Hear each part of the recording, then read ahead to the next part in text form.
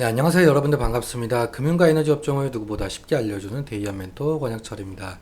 오늘 흥국화재라는 기업 리뷰해보도록 할 텐데요. 흥국화재는 여러분들도 아시다시피 보험사이죠.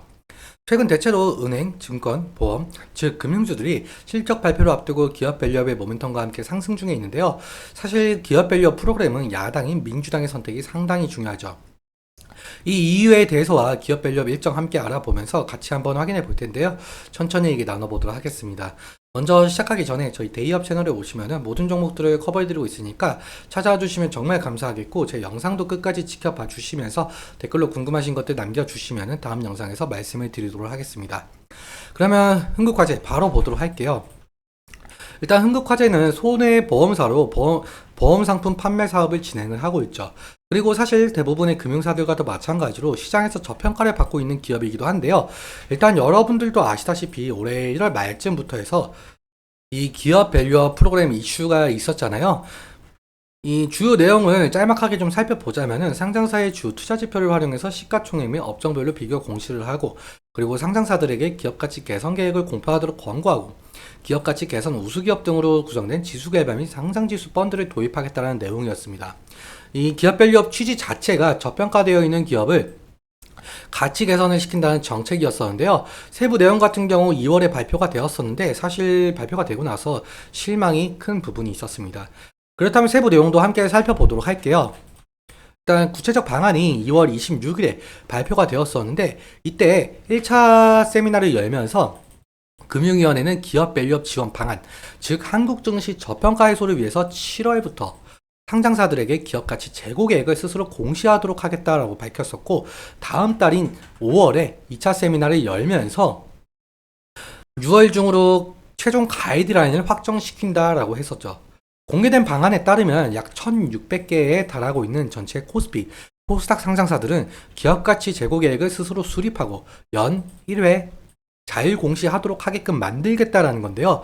기업가치 개선 계획에는 총 6단계로 진행이 된다라고 한답니다.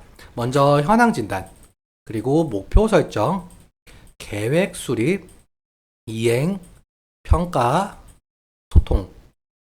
이 6단계에 대한 내용이 담겨져 있었습니다.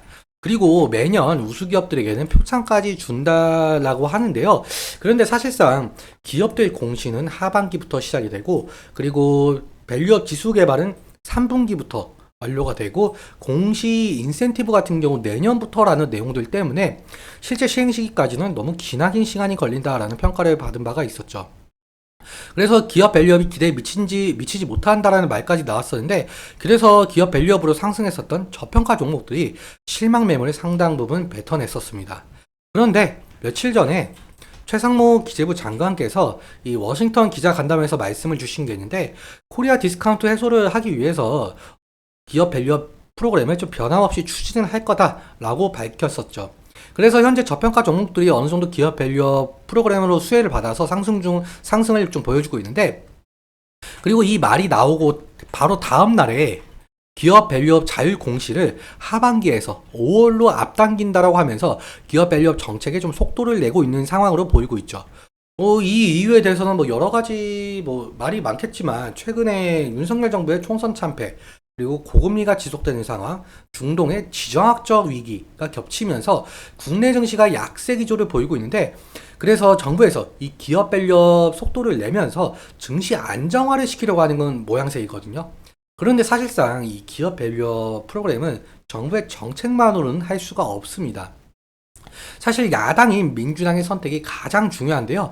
이 이유에 대해서 좀 말씀을 드려보자면, 야당인 민주당 측에서는 정부의 기업 밸류업 프로그램을 좀 반대하는 입장은 아니나, 민주당은 이 소액주주 권익을 보호하는 정책, 즉 기업들의 이익과 반대되는 상당한 내용을 가진 정책을 공약한 바가 있었습니다.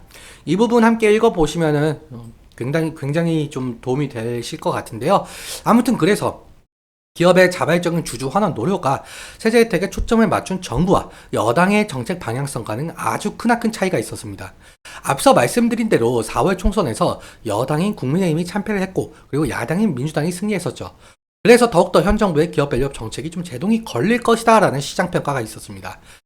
다시 정리해서 말씀을 드려보자면 사실 이 정부의 기획재정부가 밸류업 정책의 세제 혜택으로 제시한 법인세 세액 공제와 배당소득세 부담 경감은 세법 개정을 해야 하거든요. 그런데 이 세법 개정은 여러분들도 아시다시피 국회 동의, 즉 민주당 동의가 있어야 실현이 될 수가 있습니다. 그런데 이런 세법을 다수당을 차지한 민주당이 부자 감세로 규정을 하게 되면서 국회 법안에 반대할 경우에는 세법 개정이 상당히 어려워지게 되죠. 그렇다면 기업 밸류 프로그램도 무산이 될 가능성이 높겠는데요. 일단은 한간에서 뭐 민주당도 1,400만 명에 달하고 있는 이 개인 투자자 여론에 반응을 할 수밖에 없는 입장이다. 이렇게 말을 하고 있는데, 그래서 사실상 민주당과 정부의 정책적 합의가 이루어질지, 그리고 실제로 기업 밸류 정책이 실현이 될지는 아직 미지수로 보이고 있습니다. 그래서 이 부분은 좀 지속적으로 체크해 나가면서 대응을 해야 될 것 같고요. 그러면 마지막으로 차트 보면서 마무리 설명 짓도록 하겠습니다. 흥국화재 같은 경우 아무래도 금융사, 즉 보험사이기 때문에 금융 테마 형성과 보험 테마 형성, 그리고 호실적 기대감이 모멘텀을 작용을 하면서 주가 변동성을 나타내고 있는데요. 최근에는 이 2월부터 시작한 기업 밸류업 정책 이슈로 상당한 상승의 모습을 이끌어냈었죠.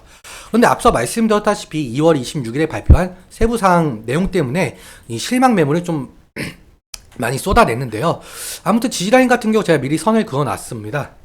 일단 금일 흐름이나 며칠 전 흐름 같은 경우 21일 이평선을 좀 돌파해준 모습을 보이고 있고, 그리고 5일선을 좀 지지해주고 있는 모습을 보이고 있죠. 기간 조정으로 보이고 있고, 그래서 1분기 양호한 실적 전망을 바탕으로 확실하게 이 부분을 좀 지지해주면서 상승을 하게 된다면 좀 상당한 상승을 이끌어낼 수 있을 것 같은데요. 왜냐면은 지금 흥국화재 같은 경우 유동주식 비율이 19%, 약 19% 비율밖에 차지를 안 하고 있죠.